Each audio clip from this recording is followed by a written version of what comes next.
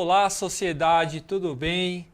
Vocês já viram, né, que a aula é de sociologia, porque vocês são a sociedade, mas tem uma pessoa que sabe tudo sobre a sociedade, que vocês nem desconfiam quem é.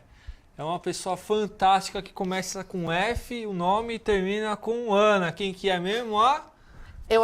Eu achei que era o fadinho do skate. Não, é a Fabiana. Mas bem-vindos, maravilhosos estudantes, para mais uma aula de sociologia. Vocês viram que agora eu estou de volta com quem? Fadinho do skate, porque eu só trabalho com celebridades. Entendeu? A gente só trabalha aqui com gente importante, com gente bonita. Mostra a sua boniteza pra eles, Thiago. Dá um sorrisinho. É muito sensual esse homem. E hoje a gente vai continuar, né, no nosso assunto da aula passada, que a gente já estava falando aí sobre movimentos sociais, sobre lutas, né, sobre como muitas vezes a gente se identifica aí em grupos, em identidades, e muitas vezes disso nascem esses movimentos, né? Então, pra gente dar um remember, fazer aquela relembrada básica, vai aparecer aí na tela para vocês a habilidade, né, que é a mesma da aula passada. Então, nosso objeto de conhecimento são movimentos sociais urbanos de grupos marginalizados, né, indígenas, afrodescendentes, deficientes, entre outros, e políticas públicas, redistributivas de renda, ações afirmativas e cotas, né? E a gente vai falar sobre o quê? Primeiro, a gente vai relembrar o que são grupos sociais. Então, a gente já comentou que, segundo a sociologia, a gente tem uma noção um pouco diferente de grupos, né? Porque muitas vezes a gente fala que é um grupo, juntou ali a galera, uma aglomeraçãozinha, é um grupo, né? Quando a gente fala de grupos sociais em sociologia, a gente já está falando, né, de um determinado conjunto de pessoas que trazem aí algumas características que vão aparecer aí para vocês, né? Que são essas relações estáveis, né? Interações e comunicações. Então, não é alguém que eu, sei lá, encontrei na rua, falei, troquei meia dúzia de palavras, mas são pessoas com quem eu converso, com quem eu tenho uma relação estável, então ela acontece, né, durante um determinado período de tempo, ela ganha uma estabilidade dessas interações. Normalmente tem a ver com objetivos em comum e afinidades, né? A gente deu exemplo, eu estava a Luanda aqui, mas estendo até o Thiago. Por exemplo, eu e a Luanda, a gente fazia parte de um grupo social de professores.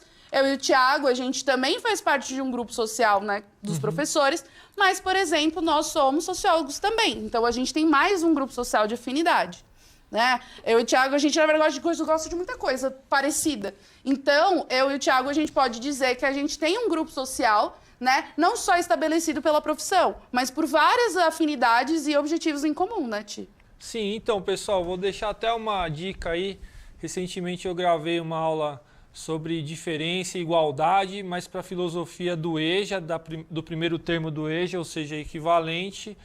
E nessas questões que a gente está falando de política, de representação, de diferença, de desigualdade, de igualdade, esses conceitos eles costumam confundir um pouco a nossa cabeça, mas em termos gerais a gente está falando aqui, nesse momento, desses grupos sociais, ou seja, dos grupos políticos que se unem por conta da representação e da identidade. Então, por exemplo, a identidade tem a ver com a forma de nós nos sentirmos, nós nos vermos no mundo, como nós nos situamos em relação às outras pessoas.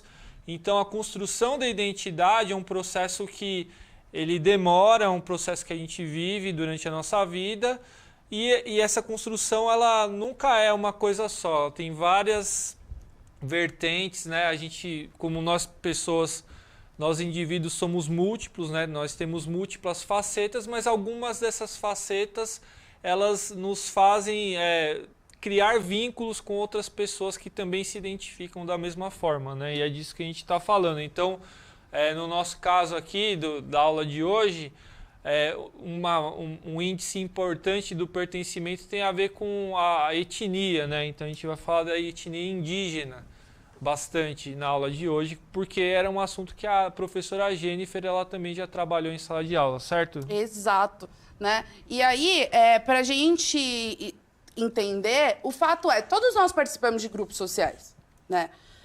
E normalmente não é um só, nós participamos de vários, como eu disse. Eu e a professora Luanda, a gente faz parte de um grupo social de professores, que o Thiago também faz parte, né? Que os professores de vocês também fazem parte.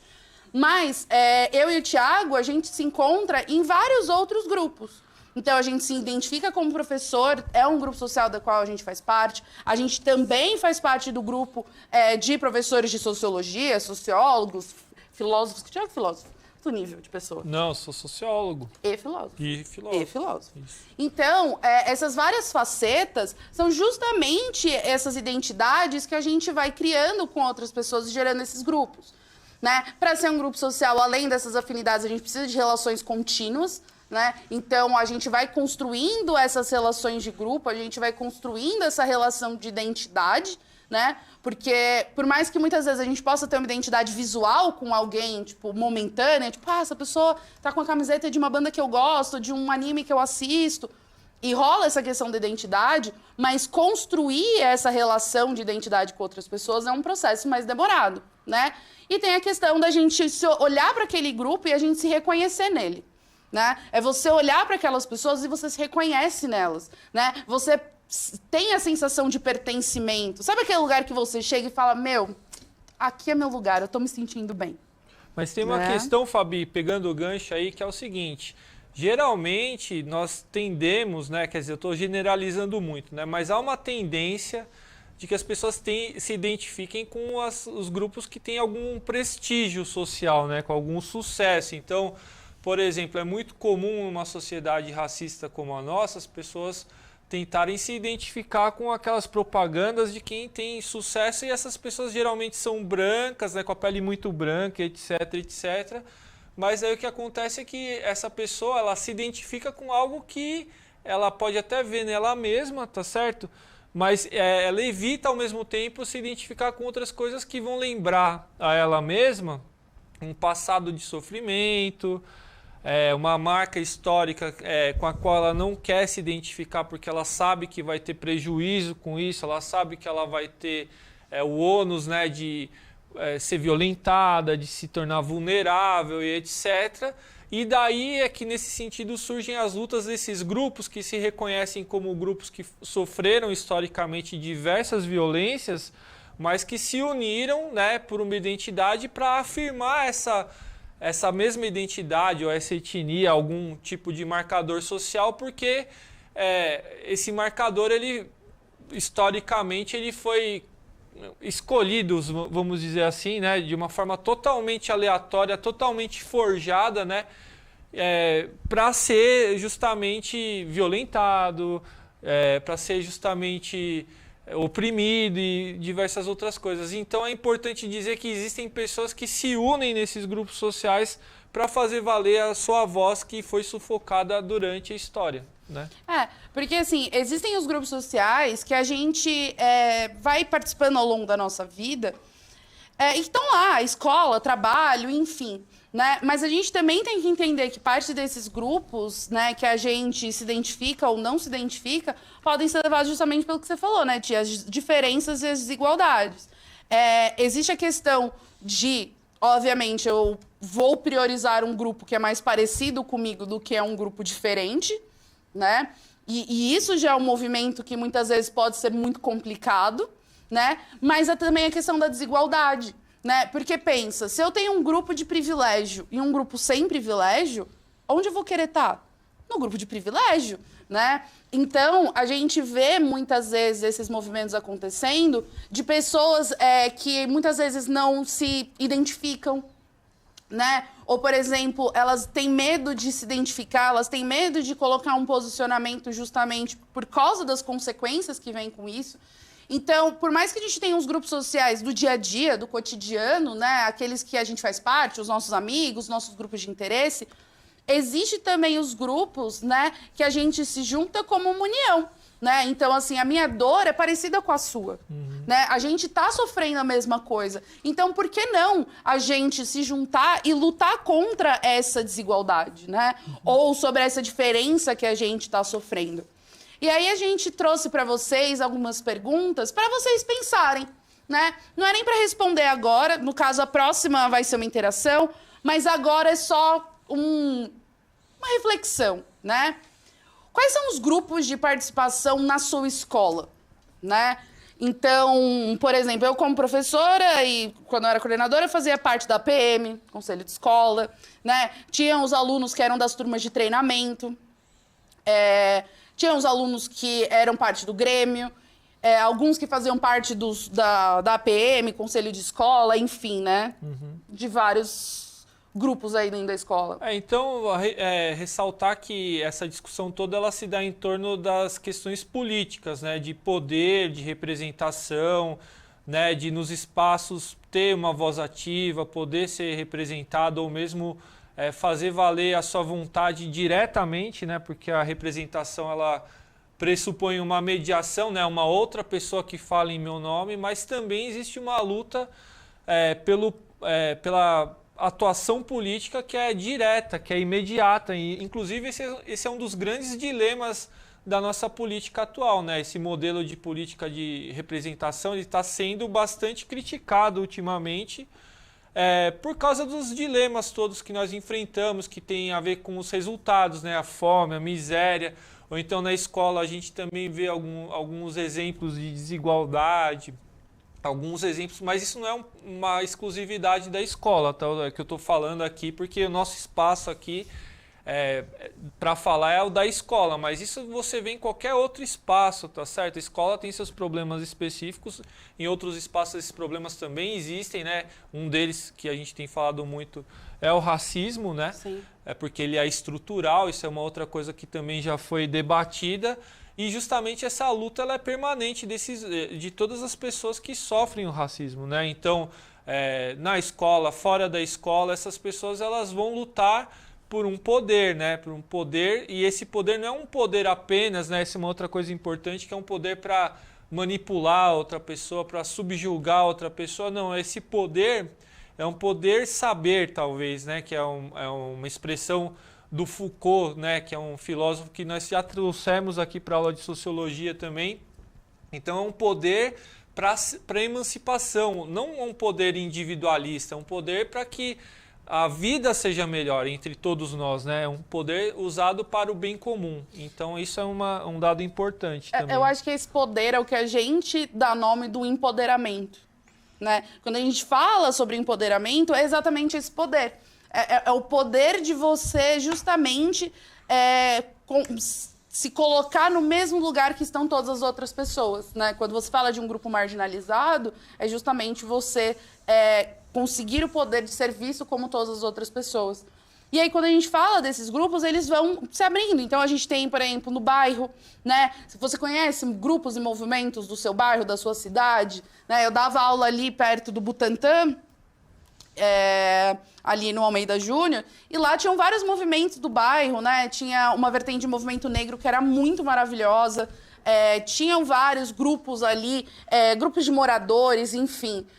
Você começa a perceber que, por mais que a gente tenha grupos sociais, né? A gente falou na última aula até de movimentos sociais maiores, né? A gente fala sobre o movimento negro, ele é um movimento mundial. Eu ia falar nacional, mas não é mundial, né? Quando a gente fala sobre o movimento LGBT, a gente está falando de um movimento mundial. Quando a gente fala, por exemplo, sobre o movimento das causas indígenas, a gente está falando de um movimento nacional. Mas se a gente for olhar, existem pequenos movimentos, né? Pequenos grupos que estão distribuídos em todas as camadas. Então você tem na escola, você tem no bairro ou na sua cidade, né? Será que você, por exemplo, faz parte de algum movimento social? Você faz parte de algum movimento que luta aí por causas sociais, né? Será que mesmo a gente estando envolto de todas essas coisas, a gente sabe e entende qual é a importância dessas lutas, desses movimentos? Porque eles estão em todos os lugares, né? Não tem como dizer que não, né? A gente só tem aquilo. Movimentos maiores, porque justamente eles abrangem mais coisas, como o movimento negro, por mais que ele seja um movimento mundial, a gente vê que ele vai tendo células menores, né, em cada lugar. Então, se a gente pegar o movimento negro de São Paulo, não é o mesmo tipo de movimento negro que você vai encontrar, sei lá, em Manaus, ou que você vai encontrar em outro país. Porque, justamente, você tem um movimento maior, mas esses movimentos eles vão diminuindo de tamanho devido à proporção. Então, mesmo na sua escola, no seu bairro, na sua cidade, você vai ter a presença desses movimentos, né, Tio? Esse propósito, continuando a falar de política, né, porque é importante a gente falar do fundamento que nós nos baseamos, né? Então, nós estamos pensando na questão política, basicamente. E nesse sentido é importante ressaltar o seguinte, né, que quando a gente fala de política, a gente fala desses movimentos sociais, a gente fala de lutas, né, de lutas históricas, de lutas dessas populações que foram oprimidas, etc. Mas a gente fala também, né, isso é uma coisa bastante importante, de estratégias, de concepções diferentes. Então, no interior de cada movimento social, ou então no interior mesmo da nossa convivência, do processo mesmo de associação, existem diferentes perspectivas a respeito de como se obter o bem comum, né? Supondo então que o bem maior que a gente pode conseguir pela luta política é o bem comum, ou seja, todos viverem da melhor forma possível, respeitando as liberdades individuais e sendo respeitados, reconhecendo a diferença e também com isso valorizando essa diferença, né? Tudo isso que eu estou falando para vocês comporta o quê? Diferentes percepções de como se atingir esse objetivo. E muitas dessas visões podem ser conflitantes. Então, mesmo no interior do movimento negro ou de qualquer outro movimento, a gente vai ver diferentes pensamentos em relação a essas estratégias, né? Então, alguns vão dizer que a luta que deve ser combatida, ela deve ser mais pacífica, é uma transição mais gradual que a gente deve fazer para uma sociedade mais democrática. Outros vão se basear em uma ruptura mais radical, que daí entra também alguma percepção, né, da violência, né, no sentido de que a violência talvez fosse necessária para obter esses mesmos resultados, né? Agora, o que deve pautar todas essas discussões dos movimentos sociais é principalmente a razão, né? A racionalidade. E isso é uma questão muito importante para a sociologia também, né? Então, um filósofo que fala bastante, né, dessa ação, que é da ação da linguagem, a ação do discurso, é o Habermas, né? Então, um filósofo muito importante, ele ainda está vivo, né? Está bem idoso, né? Mas ele fala da ação comunicativa, como que é importante esses grupos todos sociais eles terem se basear, né, justamente numa razão que possa ser compartilhada e que possa ser entendida por todos.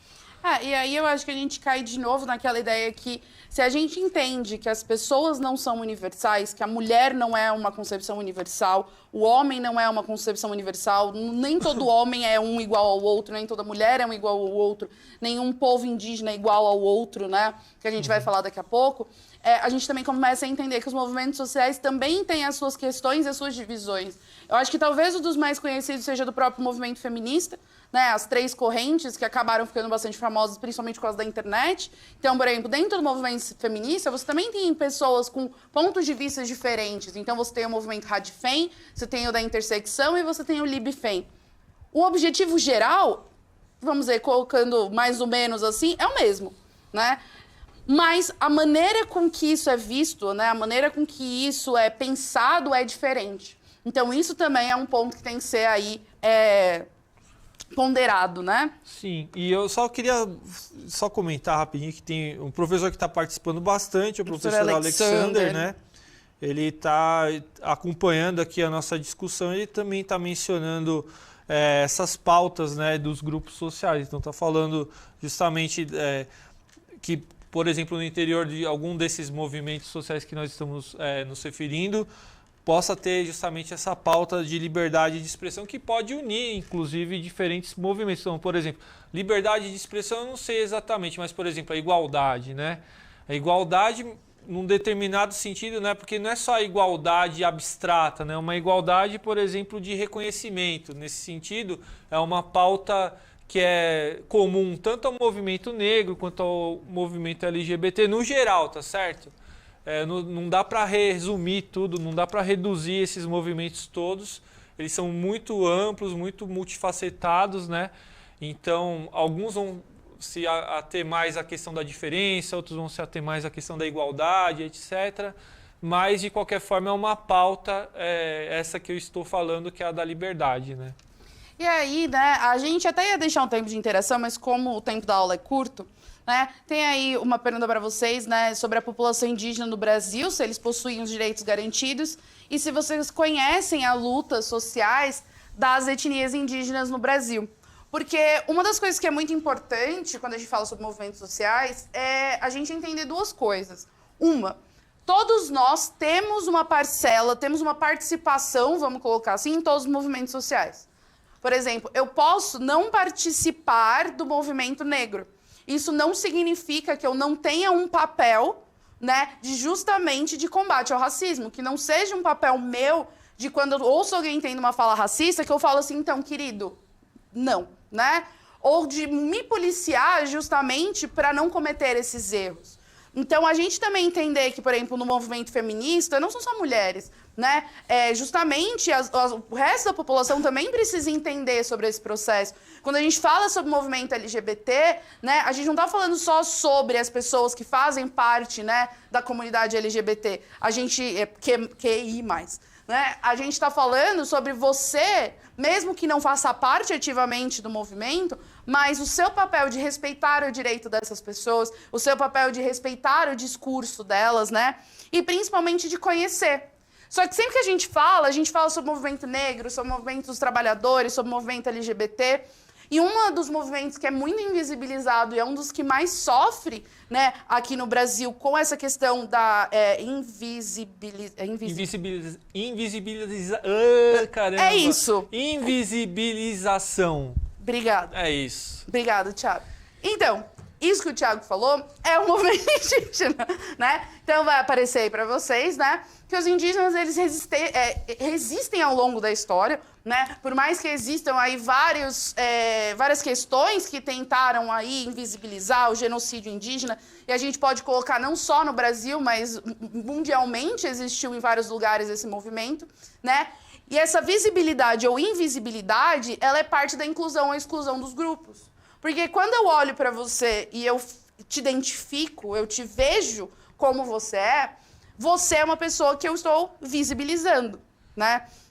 Agora, se eu olho para você e eu acho que a sua pauta é inválida, que você não é ninguém, eu estou fazendo o processo inverso, que é invisibilizando, né? Que é esse processo que a gente faz. Porque muitos movimentos, por mais que, óbvio, existe a questão do preconceito, segregação, entre várias outras questões, mas às vezes esse movimento é um movimento visível. A gente sabe que eles existem, a gente sabe que eles estão lá, a gente sabe quais são as lutas que estão sendo colocadas, né? Só que a gente também tem que tomar cuidado com os movimentos que a gente invisibiliza. Se não for isso a palavra, peço desculpa, vocês perguntam pro Mauro depois.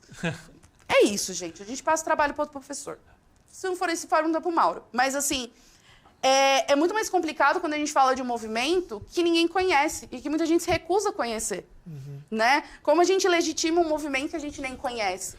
E toda essa diferença, toda essa exclusão foi feita ao longo de toda a história, né? Então, quando a gente fala, por exemplo, sobre a questão indígena, tem muitas questões que a gente acaba não apontando, que vão aparecer aí na tela. Né? Por exemplo, essa questão de índio. Não existe índio. Índio não é uma entidade. Né? A gente está falando sobre diversas etnias indígenas. Né? É como falasse assim, todo mundo é ser humano. Não é assim, né? Isso é muito importante, Fabi. Deixa eu só falar uma coisa, porque você até falou antes e me chamou a atenção para uma coisa que é muito importante nessa discussão dos movimentos sociais e da luta social desses grupos que são considerados minorias, né? E esse termo minoria ele é bastante polêmico também. Mas a questão é a seguinte, né? Por exemplo, se eu supostamente eu me identifico com o movimento indígena, né? Se é que ele existe, que indígena que eu me reconheço, né? Então, existe, por exemplo, no interior de cada um desses movimentos, uma questão que é a seguinte, a da representação, né? Eu me vejo representado no indígena que colocado como sendo o exemplo do que é ser indígena ou não, né? Pode ser que eu não me veja nesse suposto indígena. Talvez eu seja de uma etnia completamente diferente daquela que colocam na mídia, daquela que debatem na televisão. Então, por exemplo, na ONU recentemente foram alguns indígenas lá, mas eles são de tribos que são diferentes, né? Quer dizer, eu não posso... Eu sendo indígena, talvez eu não me reconheça naquela pessoa. E essa que é a crítica justamente dessa política da representação, né? Porque, sendo assim, as pessoas elas deveriam, de qualquer forma, lutar contra essa normativização, né? Então, a normatividade dentro dos grupos sociais, ela é muito discutida e criticada pelos autores contemporâneos de sociologia. E se a gente fala que não existe uma mulher universal, um negro universal, um indígena muito menos. Então, a redução de índio não faz nem sentido. A gente entender que a história dos indígenas como um povo gentil, e gentil não no sentido de legal, no sentido de inofensivo, de bobo, sabe? Isso é uma visão eurocêntrica, essa visão que, tipo, você é indígena, você tá atrasado. É aquela história, a gente tá ouvindo a história contada por outra pessoa. Né? Eu posso vir aqui e falar um monte de coisa, mas eu não sou aquela pessoa para te contar a minha versão da história. Né? A gente vê aí a existência de milhares, né, de povos indígenas que ao longo do tempo foram aí sofrendo o processo de genocídio. Então, a gente entender a importância desses movimentos sociais e entender que todos nós temos sim um papel, mesmo que não seja um papel ativo de militância, mas um papel como ser humano, como uma pessoa, né, que respeita justamente essas representatividades, é a gente também entender que mesmo em qualquer grupo social, em qualquer movimento social, todos nós temos um papel nisso, né, Ti? Sim, Fabi. Então, acho que é isso, né? É isso. Deu tempo da nossa aula. Um prazer revê-los, prazer estar aqui de novo com a Fabi. Estou muito contente. E não esqueçam de avaliar a nossa aula e a gente se vê na semana que vem. Até mais.